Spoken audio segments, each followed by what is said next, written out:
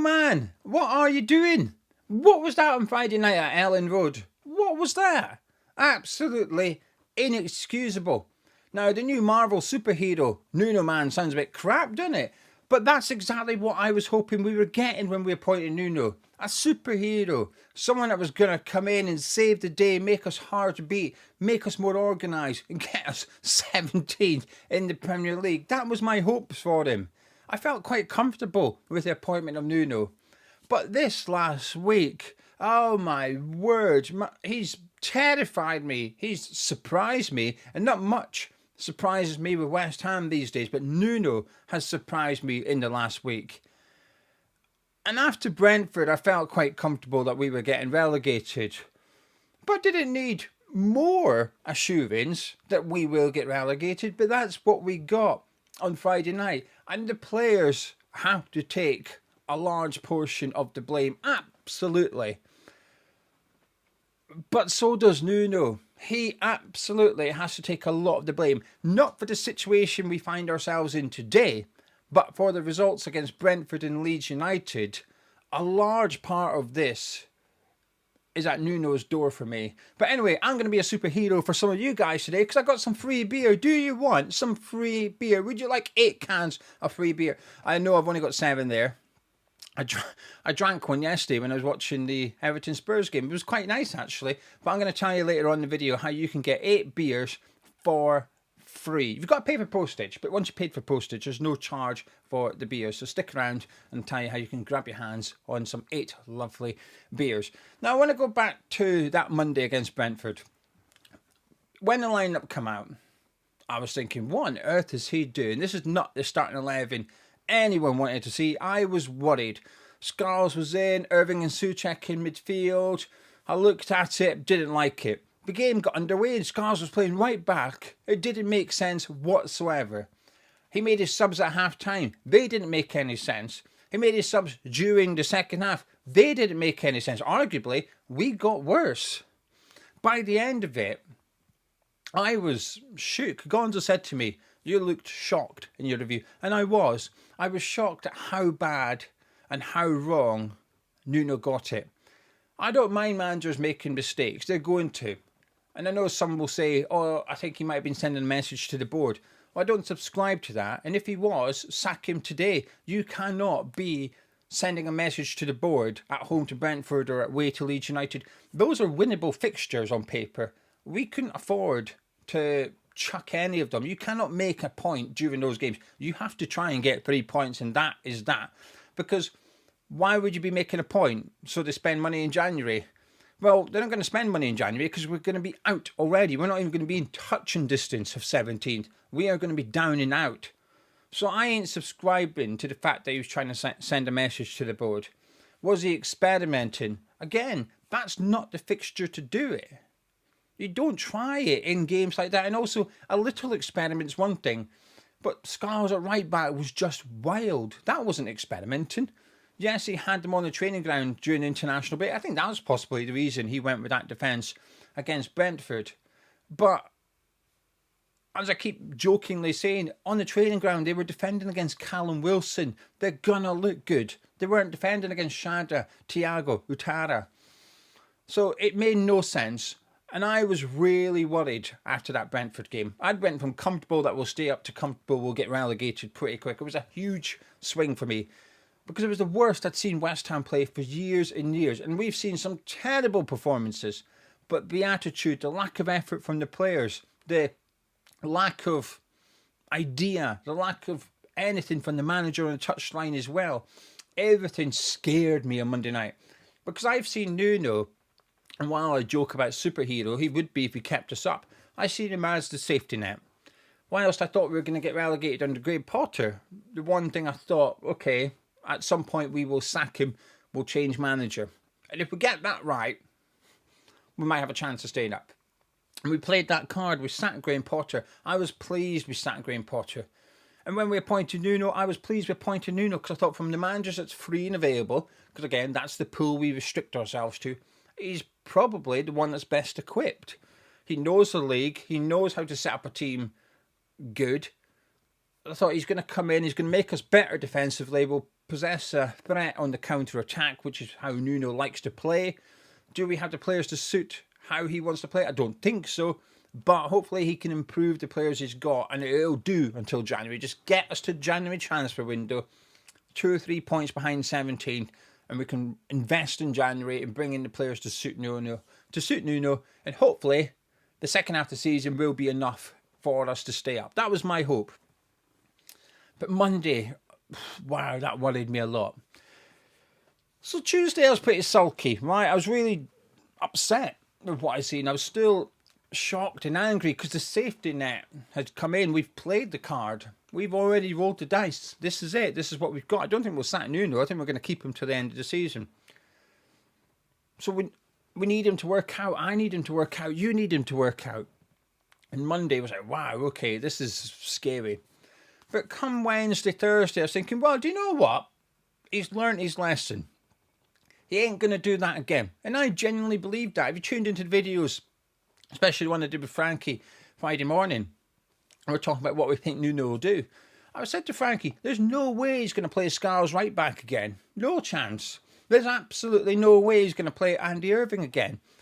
Because he had to sub Scarles at half-time against Brentford. So by his own admission, I see as a manager, when you get to half-time and you've got to make changes, that's an admission you've got it wrong. Right? It has to be. We were 1-0 down against Brentford. Could have been 2-0 if it wasn't for Thiago's studs. So when you start making changes, you are basically saying, I got that wrong. And it's part of the things he got wrong was playing Scarles on the right-hand side. He subbed all his Scarles. So that, to me, was him basically saying, I've made a mistake here.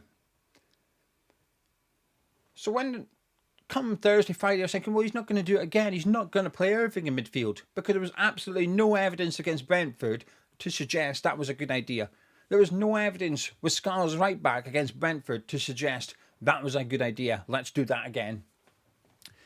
So when the team came out on Friday, I was at a wedding and I was keeping an eye. We'd finished the meal and the speeches. You're in that bit, you know, where the DJ's just starting, but everyone's just mingling. We were in that bit. So it gave me a bit of an opportunity to check this team at 6:45. Checked it. Boom. Once I got a signal, have a look. And I seen the team. I thought, right, okay. I was fuming. I was fuming on Friday night. Went and did my 10-second piece for the behind-the-scenes vlog, saying I was fuming, saying Calvert-Lewin and Joe Rodon are both going to score a header. I got one right. But I looked at that starting 11 and I thought, why is Scarles there? Why is Irving and Soucek there? I was terrified. Oh, what is this midfield? Then I looked at it and thought, well, what's he doing? So I assumed it was maybe a back three. I thought, okay, he's going to go Scarles left centre-back, Juve left wing-back, Wan-Bissaka right wing-back. I thought that's what he was going to do. Phone went away.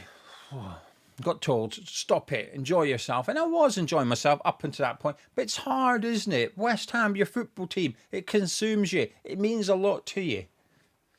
Just thinking, bloody hell, this better work. This better bloody work. Checked it. Maybe 10 past 8, I checked. To be honest with you, I was expecting people saying we're a bit crap and it's 0-0, right? 1-0.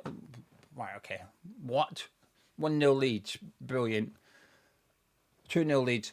Lauren went to the bar and she came back and she said the next day, she said, I could tell Leeds had scored again. I was like, why? She said, you had a face like thunder. You were sat there at a table and there's people speaking. You were sat just staring in the middle of the table with a face like thunder. I was like, I was fuming. I wasn't even watching the game and I was angry at how we were playing because I knew what would have been happening. The midfield would have been crap. I knew that. Now, I was still working on the assumption that Scarles wasn't playing right back for some reason. Then obviously the game went on. Now I went and enjoyed the rest of my evening, right? Got half time, 2-0 down. I thought, well, we've lost. So I'm just going to enjoy my night. And I did. I had a really good night in the end. Now, before I go any further, I'm going to forget. I'm on one this morning because this has been... I've had to sit on it for a couple of days. Do you want some free beer? Would you like some free beer? You get 8 cans. Free beer. Lovely beer. Also, you get a couple of snacks as well. Have a look at these that I've got. I'm looking forward to these ones. Look at them. I'm looking forward to enjoying them. But also, I've got some chili nuts as well. Look at that. That'll be good. Chili corn. And you also get the Ferment magazine as well. Everything's free. You've got to pay for postage. Postage is £5.95. If you fancy grabbing it, go to beer52.com/hammers. That's beer52.com/hammers. Links in description below and the pinned comments.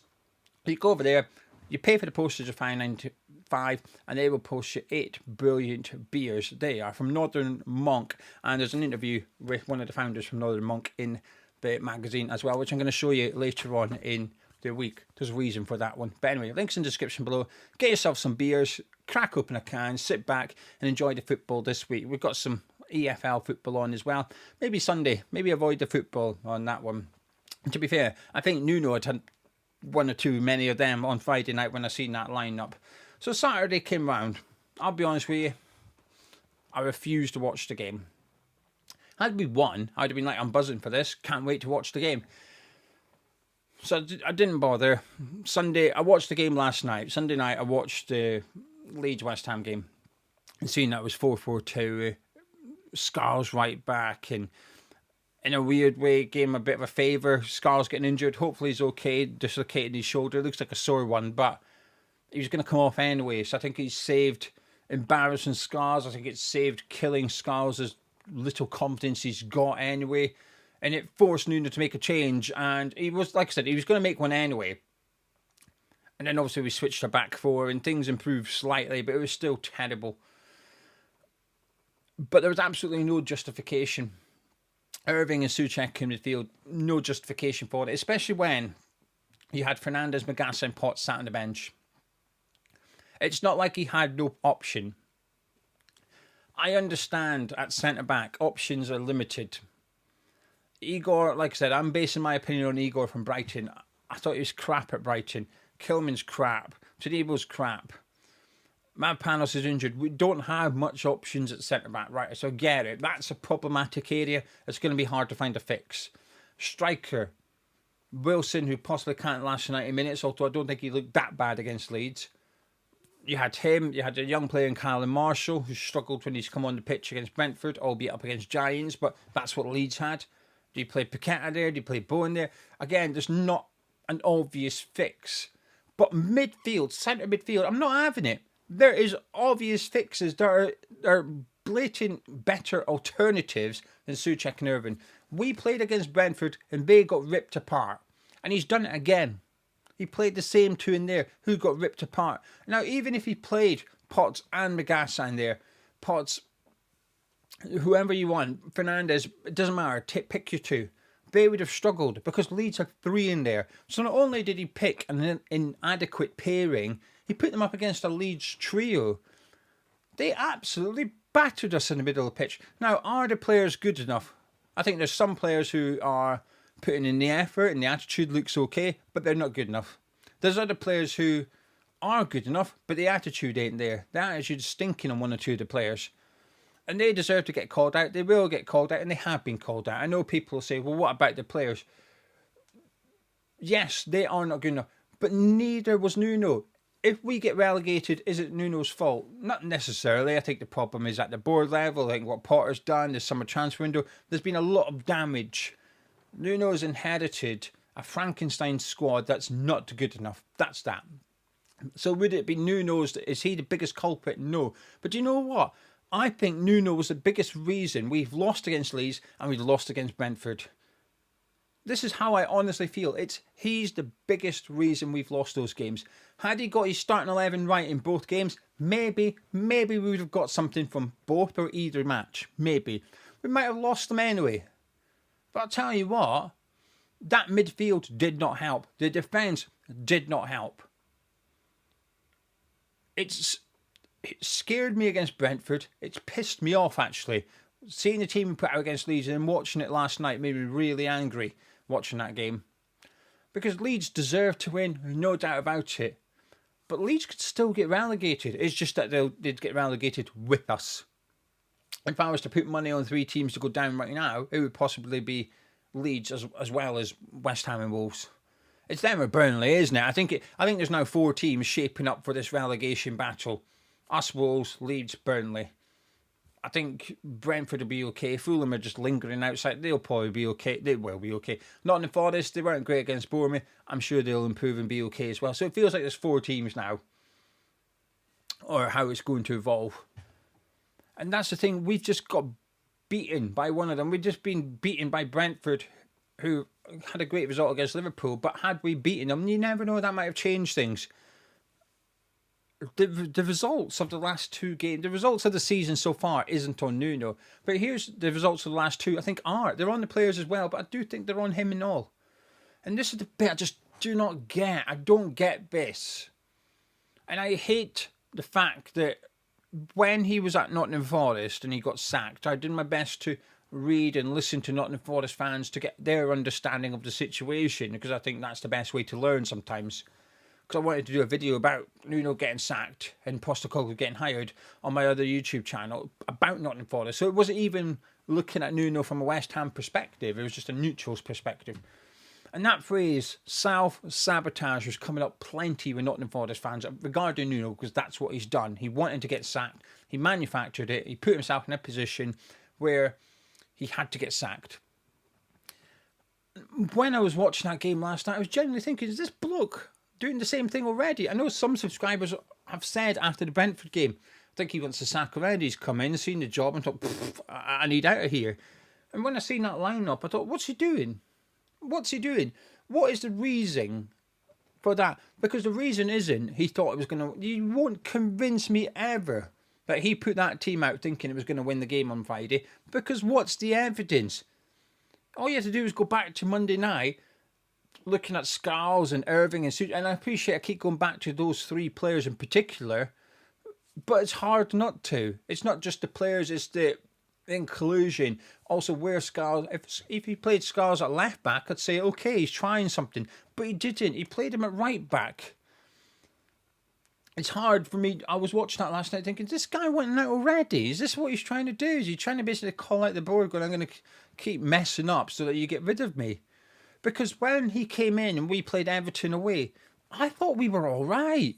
We got the point. It was a decent point. The performance, though, was decent, considering he'd only been there 2 days. And I left that Everton game thinking, we've got a chance here. Write Arsenal off, and so we should. They conceded 1 shot on target in the month of October, right? Right off the Arsenal game. Brentford, just do what you did against Everton. That, a little bit better, you might have won the game. What's he done? He's ripped up... He had something at Everton. Magassa worked, he's played his way into the game against Everton. Then we didn't see him against Brentford. What's he doing? There is absolutely... I cannot come up with why he done those things. Like I say, a lot of the times, the managers will do stuff, and I can understand their point of view. I can understand why they're doing it. Even if I don't agree with it, even if it's not what I want to see, I get it.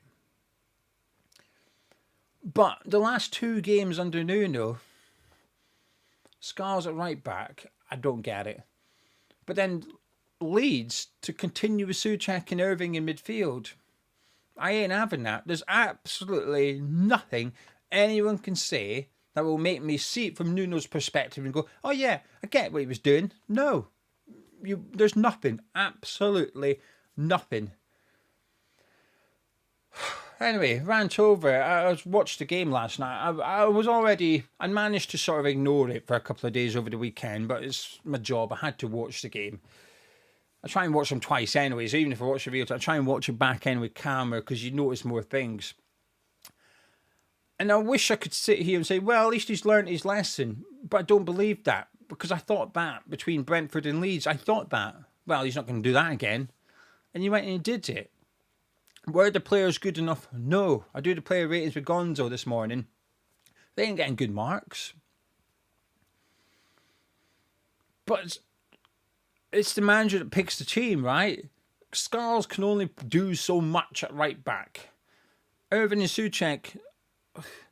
Irving's not up to our penalty standards. Soucek's got worse than last season. But they shouldn't have been on the pitch. So yes, we can criticise them. Yes, we will criticise them. Say maybe they shouldn't be in the team in the next game.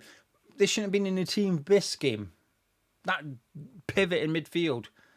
I didn't see anyone that wanted that pairing. No one wanted that pairing. I had Soucek in my team, but people have called me up for it, but they've removed the context. The bit that said, I don't care, I don't think there is someone, because I had Magassa in centre-back. But I didn't see one West Ham fan say, oh, Irving and Soucek, please. Not one. Not one West Ham fan did I see say that. So why did Nuno do it?